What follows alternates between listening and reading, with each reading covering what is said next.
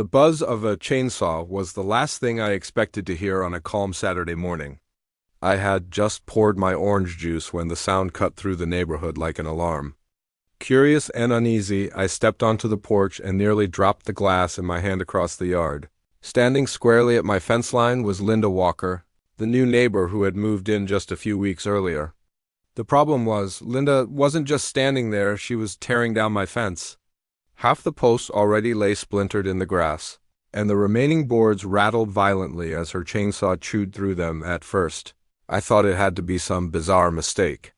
Who in their right mind just strolls onto another person's property and starts demolishing a boundary that had been in place for decades? But then I caught the look on her face, calm, smug, like she owned the place. Before I could get a single word out, Linda killed the chainsaw long enough to shout across the yard. "This fence is blocking my access," she barked, pointing straight through my lawn as if it were her private driveway. That was the moment I realized this wasn't going to be a neighborly misunderstanding.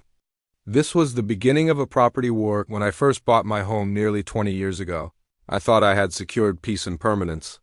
A modest two-story house with a wraparound porch, tucked into a quiet suburban neighborhood just outside of Dallas, Texas. The subdivision was the kind of place where people watered their lawns at sunset, where kids pedaled past on bikes with baseball cards stuck in their spokes, and where most disputes ended with a handshake across a driveway. For years, that peace held. I raised 2 kids in that home. My wife, Susan, and I planted oak trees that grew tall enough to shade the back deck. We built memories in every room. By the time our children left for college, the neighborhood had become more than an address. It was part of our identity. We weren't just homeowners. We were stewards of a little slice of land we had worked to maintain. That's why the morning I heard the chainsaw is etched into my memory. I had just poured a glass of orange juice when the growl of machinery shattered the calm. It wasn't the low buzz of a lawnmower or the rhythmic clack of a hedge trimmer. This was harsher, more aggressive. I stepped onto the porch, glass in hand, and nearly spilled it when I saw her. Linda Walker. She was new to the neighborhood, having moved in just 3 weeks earlier. Late 50s, brassy blonde hair, and a sharp chin that seemed perpetually tilted upward as if she were looking down on everyone. I'd noticed her barking orders at her movers the day she arrived, strutting across her lawn in heels, barely acknowledging the rest of us. My gut told me then she would be trouble, but I had no idea just how much. Now she was standing at my fence line, chainsaw in hand, cutting down the very post that marked my property. Half the fence already lay splintered in the grass. Boards that had been in place since before I moved in were now scattered like matchsticks. "Linda," I shouted, setting the glass on the porch rail and marching toward her. "What in God's name do you think you're doing?" She killed the chainsaw long enough to rest one hand on her hip and point with the other toward the strip of grass behind the fence. "This is blocking my access," she snapped. "You can't keep this fence here. There's an easement, and I'm entitled to." Heidi blinked, stunned. "An easement? That's my property. I've lived here 20 years, and there's never been a shared access path." Linda smirked. "Oh, it's there. You'll see. The HOA already knows about it." With that, she yanked the cord on the chainsaw again, drowning out my protest. I stormed back inside, more shaken than I wanted to admit. My first instinct wasn't to yell or call the police. It was to dig out my old property records. I had kept the closing packet from the day I bought the house, and tucked inside was the original survey. The map was clear as day. No easement. No right-of-way. The fence marked the exact legal boundary, still unsettled. I opened my laptop and pulled up the county's online property database. Plat maps, parcel descriptions, tax records. I pored over them until midnight. Every document confirmed what I already knew. Linda Walker had no claim to my land, but if Linda had one defining trait, it was that she didn't care about facts. She cared about control. The next morning, I woke to hammering. When I looked outside, my stomach turned. Linda was back, this time with 2 men who looked like hired help. They were tugging at the fence posts, straining to wrench them free of the concrete footings. I marched across the yard, voice raised. "Linda, get off my property right now." She straightened, smugness radiating off her. "Ed, you're making this harder than it needs to be. The HOA has already sided with me. You're the one in violation, not me." The men with her paused, unsure, glancing between us. I glared at them. If you don't want the police here, you'd better leave. They dropped their tools and shuffled off, muttering under their breath. Linda crossed her arms. Call whoever you want. I've got the association backing me. That was my first real taste of how deep her delusion ran. Not only did she believe in a phantom easement, but she had also managed to pull the HOA into it. That evening, a notice appeared in my mailbox. Official letterhead from the Homeowners Association. It claimed my fence was in violation of community covenants by obstructing an established right-of-way. The notice demanded I remove it within 30 days. I nearly laughed. They were citing a right-of-way that didn't exist. The association had no authority to invent property law. Still, the letter rattled me. If they were willing to put something like that in writing, what would they try next? I called the HOA president, a man named Charles Denton. Charles was polite enough, but his tone was clipped. Ed, we've received a complaint. Mrs. Walker has documentation suggesting there's an easement across your yard. Documentation?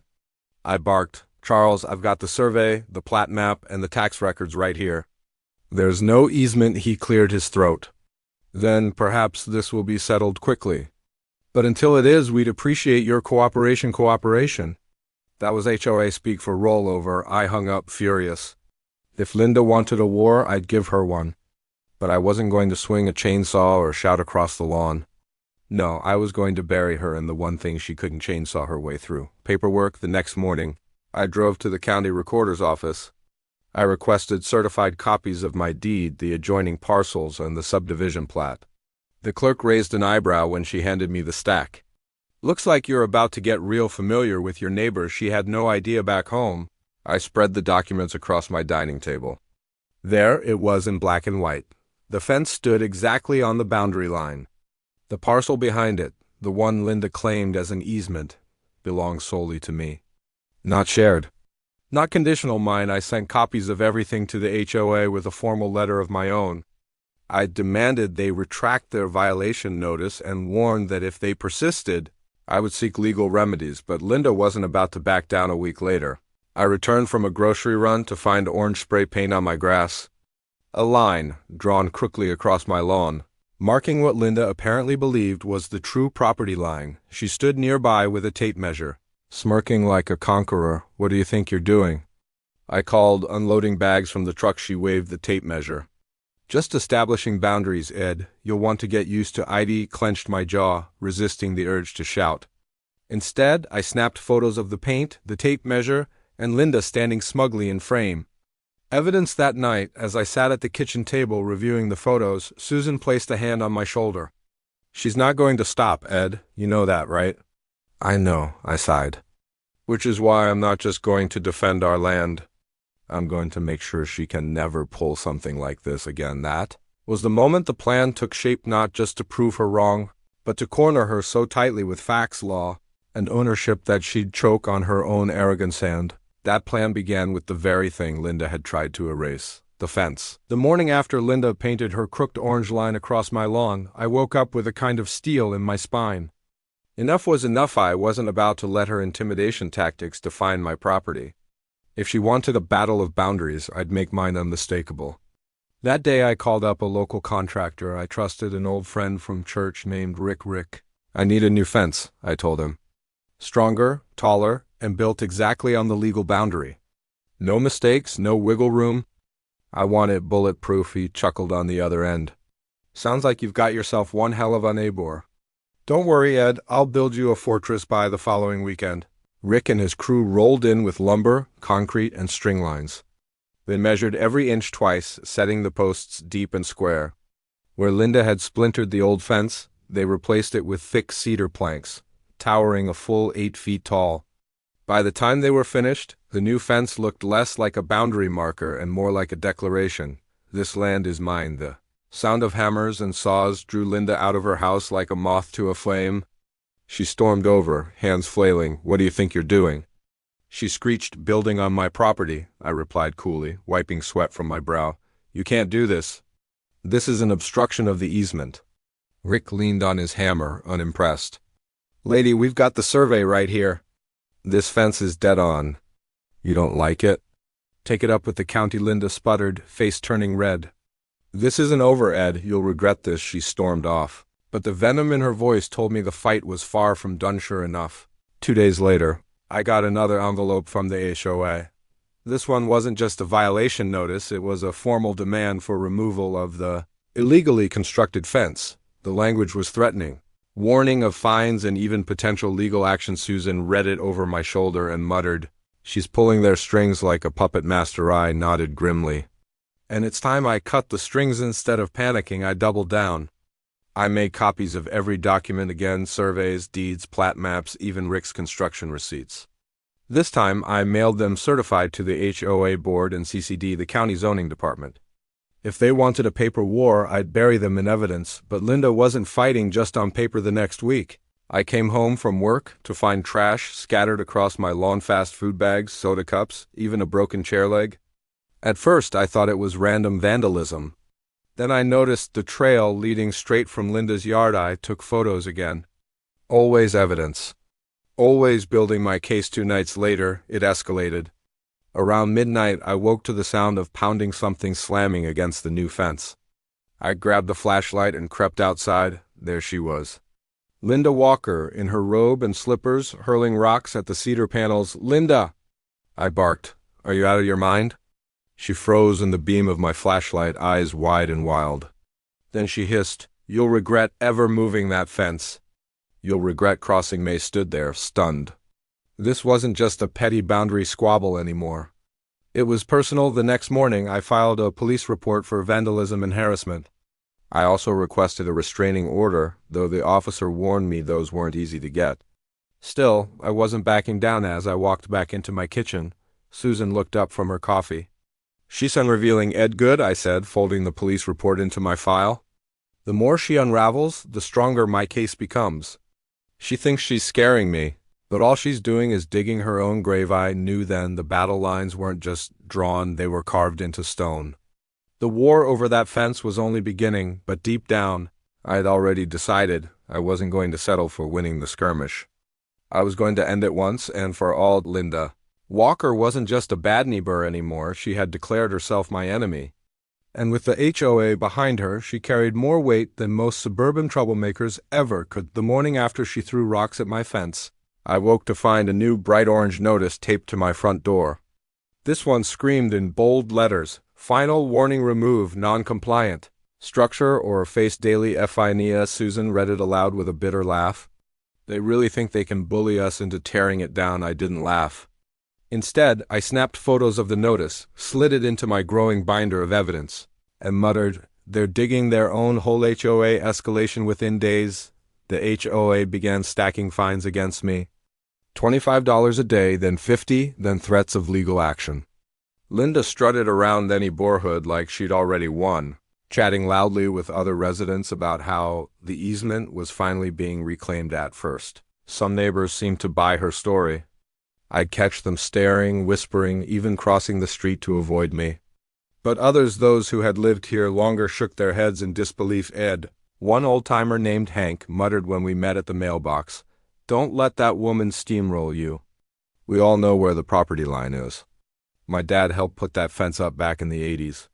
She's just playing games." Hank's words gave me strength, but the HO didn't care about history. They cared about leverage. And Linda was feeding them a steady diet of lies. Retaliation. I knew I couldn't just sit back and react. I had to strike back legally, methodically, and in a way that couldn't be undone. So I went downtown to the county records office. Hours of digging through dusty file folders and digital archives paid off when I uncovered something Linda clearly hadn't bothered to check. A tax lien on a sliver of land directly behind her house. The previous owner had defaulted on property taxes years ago, and the county was preparing to auction the parcel at the next delinquent sale. The kicker? That parcel overlapped with what Linda thought was her yard. When I realized this, I sat back in my chair and nearly laughed out loud. Linda had been so obsessed with taking my land that she hadn't noticed she was about to lose her own. I filed the paperwork then and there, submitting my intent to bid at the auction. Tensions boil over. In the meantime, Linda doubled down. One Saturday morning, Susan and I were enjoying coffee on the porch when Linda came marching up the driveway, HOA president in tow. "Ed Miller!" Linda barked. You're officially being ordered to dismantle that illegal fence. If you refuse, the HOA will remove it themselves and bill you for the costs. I stood slowly, letting my coffee cup rest on the railing. If you set foot on my property with so much as a screwdriver, I'll have you arrested for trespassing. The HOA president, a balding man named Richard Crane, cleared his throat nervously. Let's not escalate, but Linda cut him off. He's been violating the bylaws for months. This whole neighborhood knows it. Susan finally spoke up, her voice sharp. The only violation here is you, Linda. You cut down our fence, vandalized our property, and are spreading lies. We have every piece of evidence documented. Linda sneered, but I saw a flicker of uncertainty in her eyes. Richard shifted uncomfortably, muttering something about reviewing the documentation, before the two of them stalked back down the driveway. The auction weeks passed, every day simmering with tension. The HOA fines piled higher, Linda's dirty tricks continued, and I kept adding to my binder of evidence.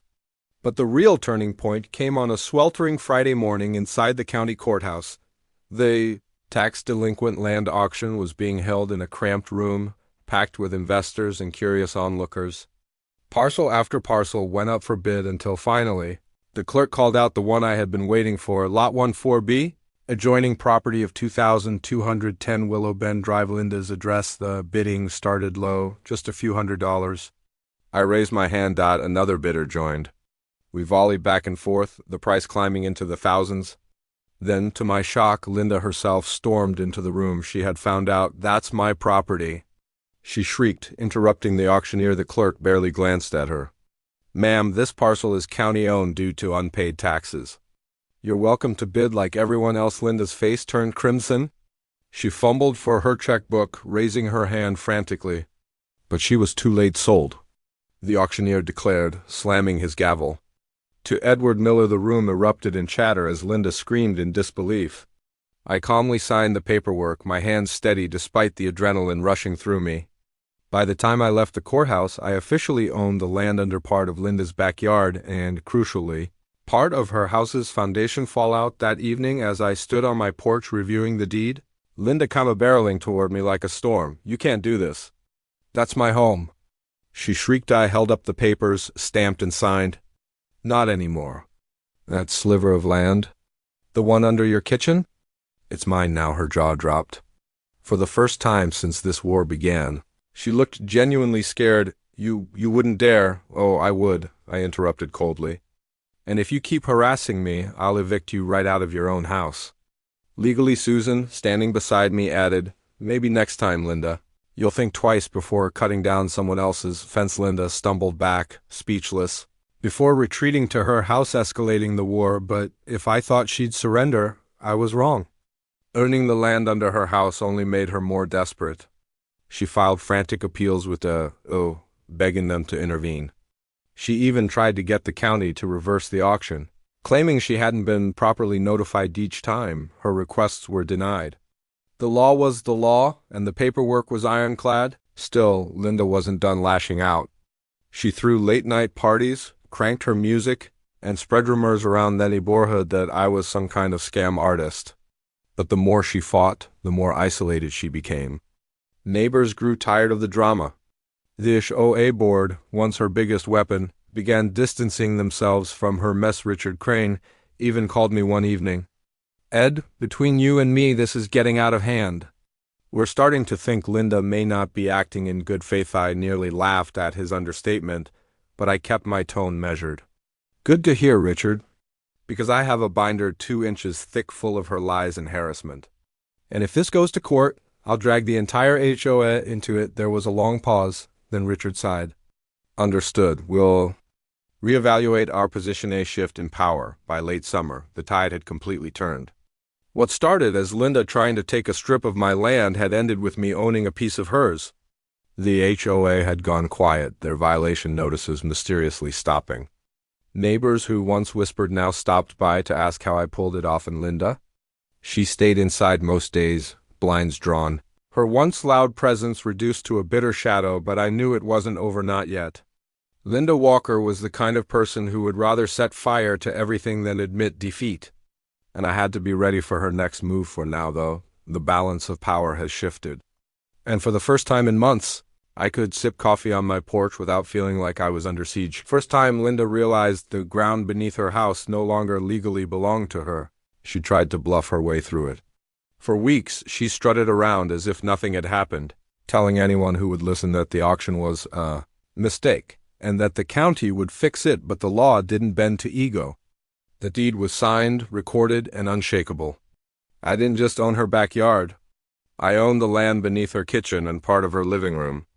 Linda was living on borrowed ground, and deep down, she knew it still.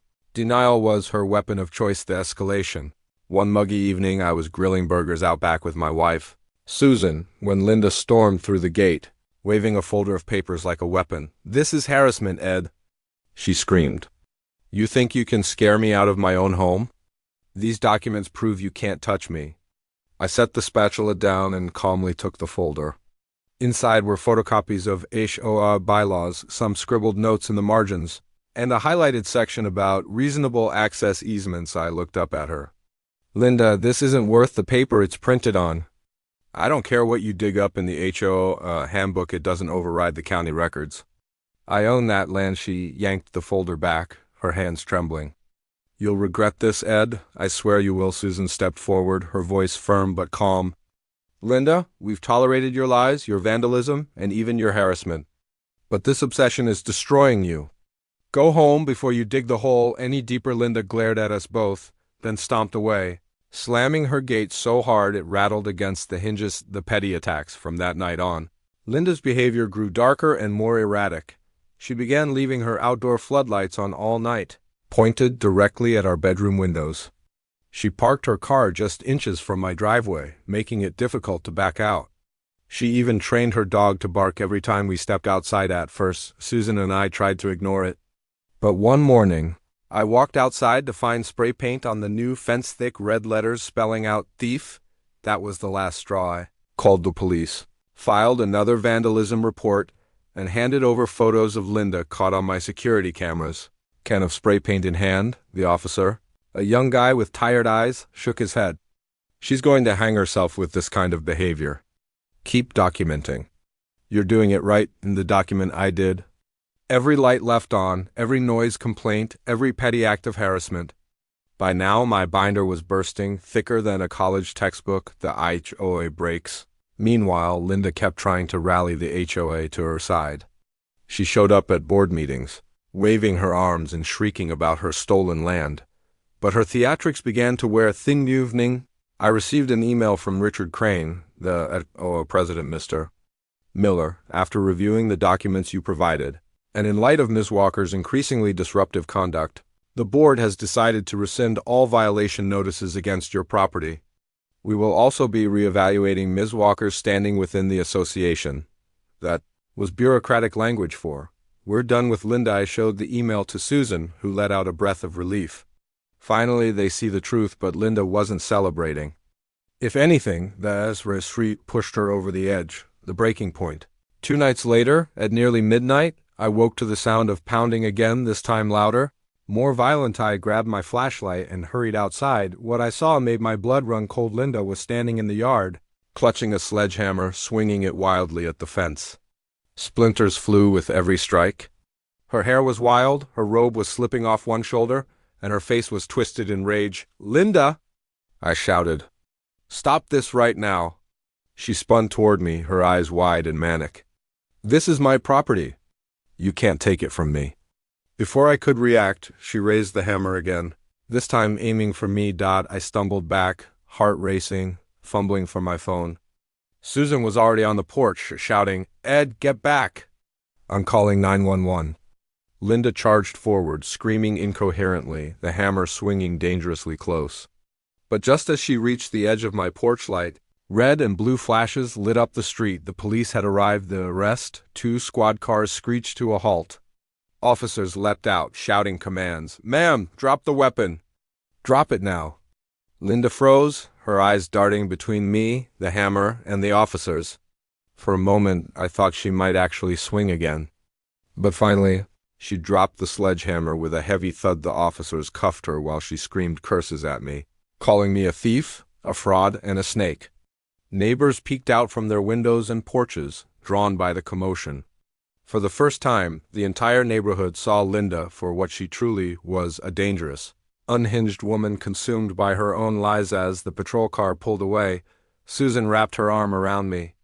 "It's over, Ed, finally," but I wasn't so sure. The legal hammer.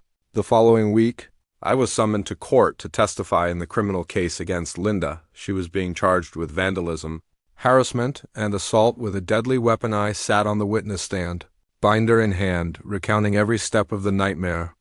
The judge, a stern woman with sharp glasses, flipped through my evidence with a raised brow. "Mr. Miller," she said finally, "you've been exceedingly thorough in documenting these incidents. It is clear to this court that Ms. Walker has engaged in a pattern of harassment and violence.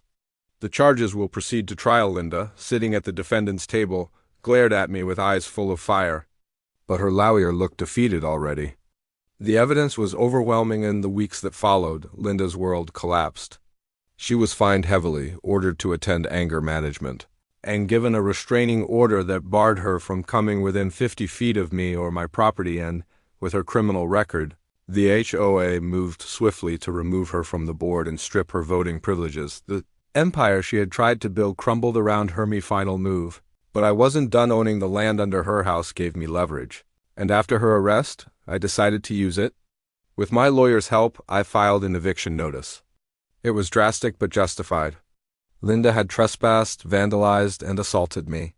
The courts had already sided with me on the property rights when the notice arrived at her door. Linda lost what little composure she had left. She begged, pleaded, and even tried to bribe me into selling the land back. "Please, Ed," she sobbed on my porch one afternoon, her voice raw. "I can't lose my home. I don't have anywhere else to go." I looked at her. This woman who had tormented me for months, who had lied, cheated, and tried to destroy me. And for the first time, I felt something other than anger. I felt pity. "Linda," I said quietly, "this all could have been avoided if you just respected the fence. You started a war you couldn't win." Her shoulders slumped. She turned and walked away, defeated. A month later, a moving truck appeared in front of her house. She packed up and left without saying another word. The neighborhood restored with Linda gone. The neighborhood slowly returned to peace. The HOA, embarrassed by their role in the fiasco, kept their distance. The fines they had once stacked against me were quietly wiped away, and Richard Crane even stopped by one afternoon to apologize in person. "Ed, you handled this better than most would have." We should have listened sooner. I accepted the apology but made it clear, if the AO ever tries something like this again, you'll see me in court faster than you can send a violation notice. He nodded sheepishly and left Susan, and I sat on our porch that evening, sipping sweet tea as the sun set. The air felt lighter, the silence sweeter. For the first time in months, we could breathe easy. Reflection. Looking back, I realized that Linda's downfall wasn't just about property lines or fences. It was about entitlement, the kind that blinds people to reality. She thought she could rewrite the rules, bend the truth, and bulldoze anyone who stood in her way, but the law and persistence stood stronger. The fence still stands tall in my yard today, weathered but unbroken. A reminder that some battles are worth fighting, not just for land, but for principle, because when a neighbor moves your fence for access, sometimes the only way to win is to own the very ground beneath their feet. Resolution. Days after the courtroom decision felt strangely calm. For months, every sound of Linda's chainsaw, every stomp of her boots across my lawn, had filled me with stress and anger. Now, the silence was deafening but peaceful. The gavel had come down, the property records had been signed, and my deed to the very ground under Linda's house was officially recorded. The legal victory wasn't just paperwork. It was a shield I had earned through patience and persistence. Linda, however, wasn't done. The morning after the judgment, I noticed her blinds snapping shut whenever I stepped outside. Her car still sat crooked in the driveway, but she hadn't dared set foot across my property line again. Instead, I saw landscapers pull up. She was trying to put her house on the market, probably thinking she could escape her mess by selling fast. But buyers are no fools. The first potential couple lasted less than 10 minutes before walking out, shaking their heads. I didn't blame them, after all. Who wants to buy a house built on land they don't actually own? The neighborhood grapevine, which had once whispered and gossiped about our feud, suddenly turned supportive. People who had avoided eye contact during the dispute were now stopping by, shaking my hand, telling me how they were glad someone finally stood up to Linda's antics. Turns out, I wasn't her first victim. She had pulled smaller stunts before shoving trash onto neighbors' lawns, shouting at delivery drivers, even demanding that one family remove their kid's basketball hoop because she didn't like the noise for the first time. I realized the entire community had been holding its breath around her. My stand had given them permission to exhale still. Victory came with responsibility. I didn't want to become what Linda had been, a bully with property rights. The land under her house was mine, yes, but the courts had required a period of negotiation before any extreme action could be taken. That meant Linda still had time to work out a bid-out deal or relocation one evening. As the sun dipped low, Linda marched across the street. She wasn't carrying her chainsaw this time, just a manila folder. She stopped at my porch, lips pressed into a thin, bitter line. "You think you won?" she said flatly, handing me the folder. Inside were half-filled forms, her attempt at filing an appeal. "But this isn't over." I handed the folder back without a word. The truth was, it was over. The county's decision had been ironclad. The land was mine. An appeal would take years, cost a fortune, and likely end in the same result. Linda knew it too. She didn't want justice. She wanted control. And control was the one thing she no longer had weeks past. Her for sale sign stayed planted in the yard, but no one made offers. Eventually, I heard through another neighbor that the bank was pressuring her. Without clear land rights, the house was essential. Bills piled up, and Linda's temper finally broke one late night. Headlights swept across my living room. I peeked through the blinds to see a moving truck. Linda and a couple of helpers were shoving boxes, furniture, and even that same chainsaw into the back. By sunrise, her driveway was empty. She was gone. I stood on my porch, coffee in hand, and looked at the empty house across the way. For months, it had been the epicenter of chaos. Now it was silent. The fence she destroyed had been rebuilt, this time sturdier, with metal posts set deep in concrete. My yard looked the way it always had, but it felt different, stronger. Protected it wasn't just about winning against a difficult neighbor. It was about showing that boundaries matter, that bullies can't just take what they want because they're loud enough or bold enough to try. A few weeks later, I hosted a cookout for the neighborhood. The same folks who had once kept their distance showed up carrying dishes, folding chairs, and stories of their own Linda moments. We laughed. We shared, and for the first time, I felt like part of a real community instead of just a man defending his property. At one point, my friend and neighbor Mark clinked his glass and raised a toast. "To Edward," he said. "The man who didn't just rebuild his fence, he rebuilt the whole neighbor's peace of mind." The cheer that followed echoed down the street, brighter than any chainsaw roar. As the evening wound down, I found myself standing by that fence, the one Linda had once tried to erase. The boards caught the last orange streaks of sunset, solid and unmoving. My fight with Linda had started with destruction, but it ended with something stronger than wood or nails. It ended with a reminder that when you stand your ground not with anger, but with resolve, you don't just protect what's yours. You set a line that no one can cross again, and in that silence, in that peace, I finally let go of the war. Now I ask you, so what do you think about how this all turned out? Was Edward right to take things as far as buying the land under Linda's house? Or do you think there was another way he should have handled it? I'd love to hear your thoughts. Drop your opinions in the comments below. This was just one story, but the next one will be even more dramatic. Are you ready? Then you need to subscribe to HOA Stories 87 right now. Like this video, share it with your friends, and hit the bell because the next story might sound a little too close to home.